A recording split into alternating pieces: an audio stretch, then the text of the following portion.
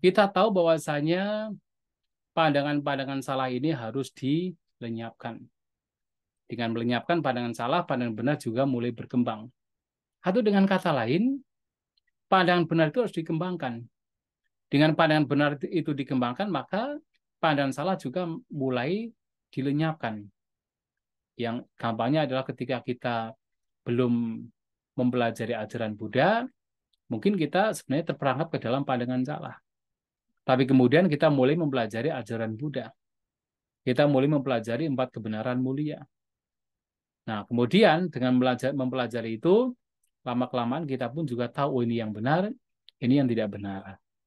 Maka hal-hal yang menjadi baik itu akan semakin kokoh menjadi sebuah prinsip, sedangkan pandangan-pandangan salah yang nanti kalau dipraktikkan membawa kepada kerugian, itu akan semakin terkikis. Nah, sekarang apa yang dimaksud dengan pandangan benar atau samadhi? Nah, di sini samadhi itu Sang Buddha menyampaikan sebenarnya ada dua jenis samadhi. Yang pertama adalah samadhi yang masih berasosiasi dengan asawa atau kotoran batin, yang masih merupakan bagian dari punya, kebaikan atau kebajikan, yang tentu kalau kita bicara punya, kebaikan atau kebajikan masih membawa kepada kelahiran mendatang, walaupun kelahiran yang sifatnya adalah menguntungkan, lahir di alam yang baik. Dan itu adalah yang pertama. Yang kedua ada pandangan benar yang disebut sebagai maganggang atau faktor sang jalan. Jadi ada pandangan benar yang masih berasosiasi dengan kotoran batin, itu masih sangat baik, itu sangat sangat baik karena membawa orang untuk tidak melakukan kejahatan. Walaupun itu sebenarnya masih ada kotoran batinnya dan juga membawa kepada kelahiran di alam mendatang karena masih berasosiasi dengan punya, masih menjadi bagian dari kebajikan, punya bagia. Nah, itu harus juga dimiliki oleh seseorang yang mempraktikkan ajaran Buddha. Tetapi tentu itu dimiliki, tapi kemudian selanjutnya untuk dimengerti. Nah, apa yang dimaksud dengan pandangan benar yang masih berkenaan dengan sasawa, berkenaan dengan kotoran batin, yang masih menjadi bagian dari punya atau kebajikan, adalah ketika seseorang memiliki pandangan bahwa ati dinang, ati hidang, ati hutang. Jadi artinya seseorang punya pandangan bahwa ada yang namanya pemberian, ati dinang. Ada yang diberikan, dengan kata lain ada yang namanya pemberian. Ada yang namanya pengorbanan. Pengorbanan di sini bukan pengorbanan misalnya membunuh makhluk, tidak. Tapi pengorbanan materi kita, tenaga kita, kemudian ya sesuatu yang kita miliki apapun itu, baik yang terlihat maupun yang abstrak, kemudian kita berikan kepada yang lain, itu hitang, pengorbanan. Dan juga ati hutang, ada yang namanya persembahan. Nah, itu adalah pandangan benar, tetapi masih sifatnya adalah sasawa, masih ada kotoran batinnya. Kenapa? Karena ini masih berkenaan dengan hukum karma sebenarnya. Orang mempercayai hukum karma. Maka kemudian juga dilanjutkan, sukata dukatanang kamanang wipako, palang wipako hoti. Dan juga orang punya pandangan benar bahwa ada yang namanya buah, ada yang namanya wipaka dari perbuatan apakah baik ataupun buruk. Nah, jadi kalau orang biasanya mengatakan ada yang namanya pemberian, pengorbanan, dan juga persembahan, pasti dia juga percaya. Percaya dengan hukum karma. Percaya bahwa ada buah dari perbuatan. Perbuatan jahat membawa kepada penderitaan, perbuatan yang baik membawa kepada kebahagiaan. Nah, ini juga pandangan benar yang harus dimiliki. Tetapi ini memang masih ada asawa, masih ada kotoran batin. Nah, pertanyaannya adalah kenapa ini ada kotoran batin? Ya karena seseorang punya keyakinan terhadap hukum karma biasanya kan memang berasosiasi dengan sebuah persepsi. Sebuah persepsi bahwa ada makhluk, ada manusia, ada seseorang, ada entitas yang melakukan perbuatan baik dan perbuatan yang buruk. Jadi ketika misalnya kita melakukan perenungan tentang ya UPK. Jadi kan kalau dalam Abhinha Pacavikhana itu kan kita perenungan kerap kalinya kan salah satunya sebenarnya pengembangan UPK, pengembangan keseimbangan batin, yang di situ adalah memahami tentang hukum karma. Bahwasanya kama dayada, kama yoni, kama bandu, kama padisarana. Bahwa semua makhluk sabisata kama dayada. Semua makhluk adalah pewaris dari perbuatannya sendiri. Lahir dari perbuatannya sendiri. Berkerabat dengan perbuatannya sendiri. Terlindung oleh perbuatannya sendiri. Nah, apapun perbuatan yang dilakukan, baik atau buruk, itulah yang akan mereka warisi. Nah, ketika merenungkan demikian, itu ada istilah semua makhluk-makhluk.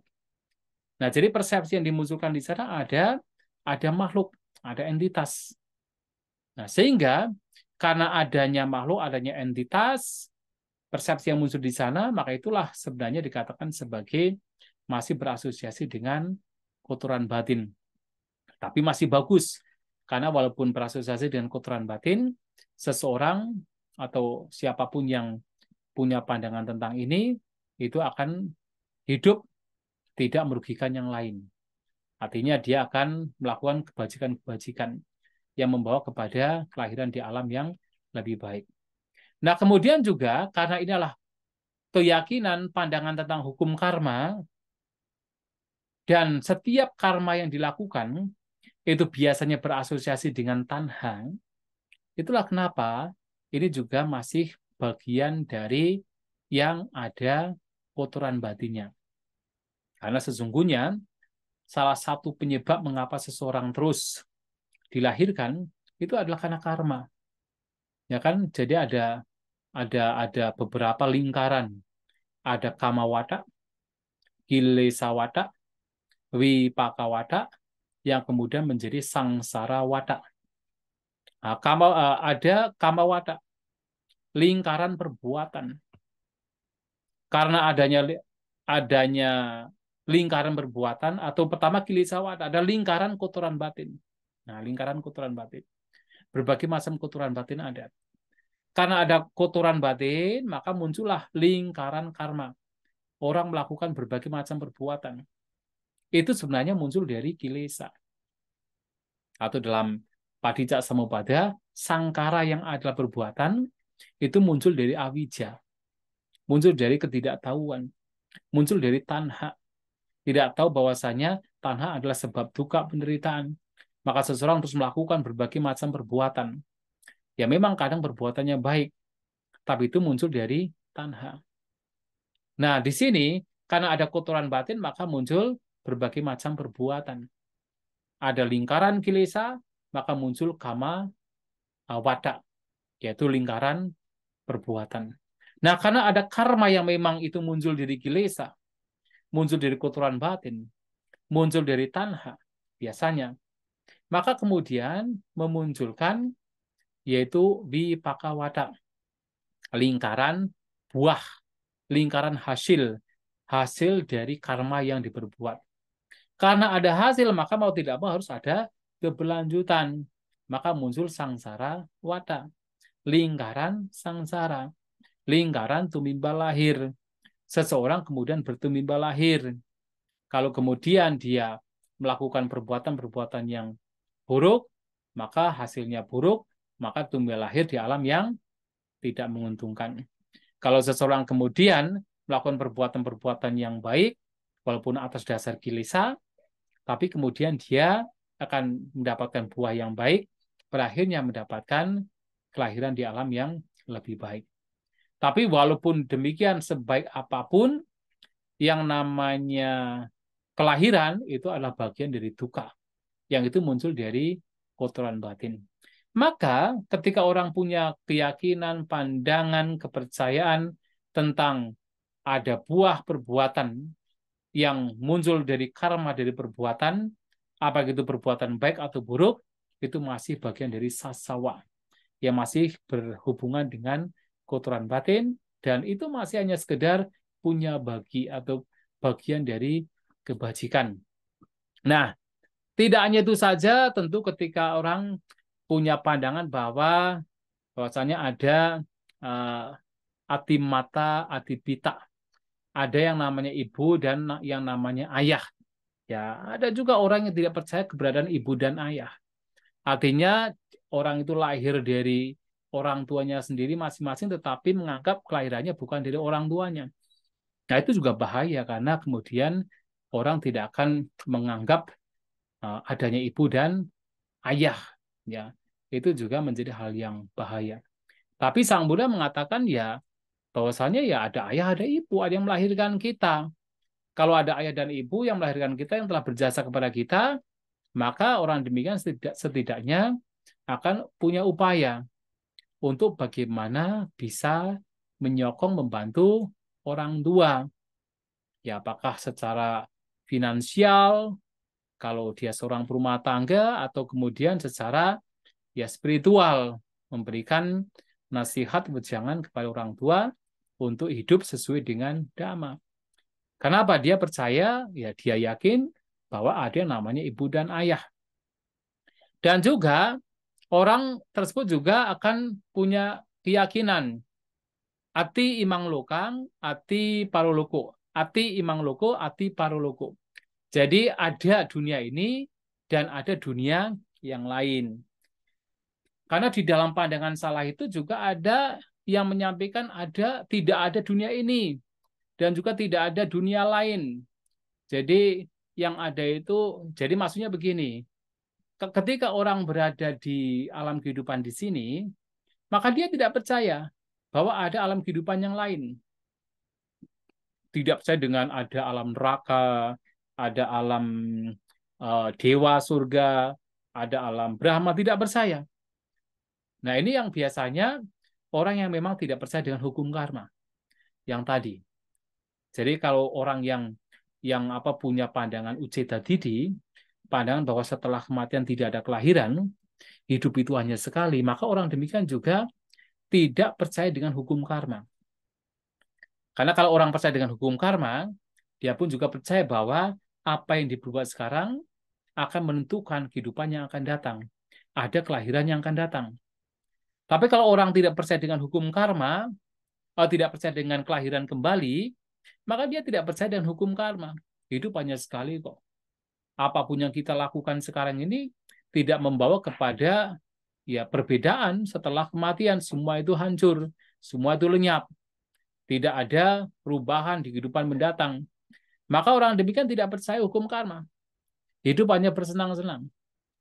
Nah, sehingga ketika orang tidak percaya hukum karma, maka dia hidup di sini tidak percaya bahwa ada kehidupan yang lain, di alam lain. Dan juga ketika berada di alam lain, tidak percaya dengan alam manusia. Mungkin orang demikian terlahir di alam peta, misalnya. Kemudian tidak punya kepercayaan ada alam manusia. Nah, jadi ketika di sini tidak percaya di alam lain, ketika di alam lain tidak percaya di alam sini. Itu namanya nati imang loko, nati paroloko. Tapi kita punya pandangan benar, maka ada dunia ini, ada dunia lain. Dan kemudian juga orang kemudian yang punya pandangan benar juga punya pemahaman, keyakinan, pandangan benar bahwasanya ada makhluk-makhluk yang terlahir secara spontan. Yaitu apa? Terutama para dewa, makhluk Brahma, alam neraka, alam peta. Mereka adalah makhluk-makhluk yang terlahir secara spontan. Itu tentu juga hasil dari pemahaman bahwa ada alam sini dan juga ada alam yang lain, termasuk adalah alam yang mereka dilahirkan secara spontan. Nah, itu juga merupakan pandangan benar ketika seseorang punya pandangan bahwa ada hukum karma, ada kelahiran kembali, salah satunya membawa kepada pemahaman bahwa ada upapatika, ada makhluk-makhluk yang terlahir secara spontan. Itu pandangan benar. Nah, kemudian juga seseorang kemudian punya pandangan benar di mana dia berpandangan bahwa ada pertapa dan brahmana yang merealisasi dengan abinya, dengan pengetahuan tinggi, bahwa ada alam sini dan alam yang lain. Alam mendatang, termasuk alam yang lain, tidak hanya alam manusia saja. Nah, orang punya pandangan demikian. Orang punya pandangan bahwa memang ada mereka-mereka orang yang memang mengembangkan batinnya dengan baik, kemudian merealisasi dengan abinya, dengan pengetahuan tingginya, keberadaan ada alam sini dan ada alam yang lain. Ada kehidupan sekarang, ada kehidupan yang akan datang. Itu juga pandangan benar. Nah, kalau kemudian seseorang itu tidak percaya dengan hukum karma, tidak percaya bahwa ada kelahiran yang akan datang, ya dia pun juga tidak percaya bahwa ada alam lain, tidak percaya bahwa ada makhluk-makhluk, manusia-manusia yang punya kemampuan batin, yang memang bisa mengetahui ada alam-alam lain. Nah, itulah. Jadi, walaupun ini adalah pandangan yang masih ada kotoran batinnya, dari sisi di mana orang demikian masih mempersepsikan keberadaan adanya entitas, adanya makhluk, karena adanya karma, tetapi itu masih jauh lebih baik ketimbang orang yang tidak punya kepercayaan dengan salah satunya adalah hukum karma. Orang tidak percaya dengan hukum karma, dia akan membahayakan dirinya sendiri. Dia akan melakukan kejahatan tanpa ada takut, tanpa ada rasa takut. Karena dia punya pandangan, tidak akan terjadi apa-apa dengan melakukan kejahatan. Dan ini juga dilakukan oleh beberapa pandangan ini dimunculkan atau dibabarkan oleh beberapa petapa pada zaman dahulu, pada zaman Sang Buddha. Termasuk yang tadi saya sampaikan Ajita Kisah Kambali.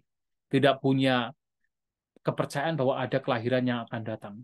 Sehingga dia pun juga punya keyakinan, kalaupun seseorang melakukan perbuatan yang baik sekalipun, itu tidak akan membawa kepada buah dari perbuatan.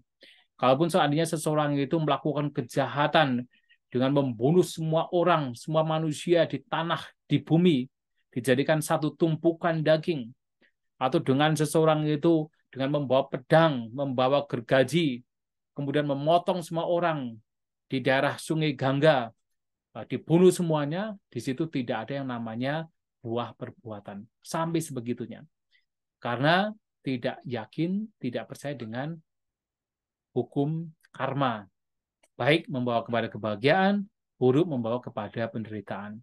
Nah, itulah mengapa pandangan benar ini walaupun masih ada asawanya, ada kotoran batinnya, itu patut baik untuk dimiliki supaya menjadi penahan agar kita tidak terjebak, terseret oleh perbuatan-perbuatan yang merugikan diri sendiri dan juga makhluk lain. Ya, saya kira waktunya juga tinggal 2 menit. Kalau misalnya ada pertanyaan satu saja, kalau memang ada, dipersilahkan. Tapi kalau tidak ada, ya kita bisa beristirahat.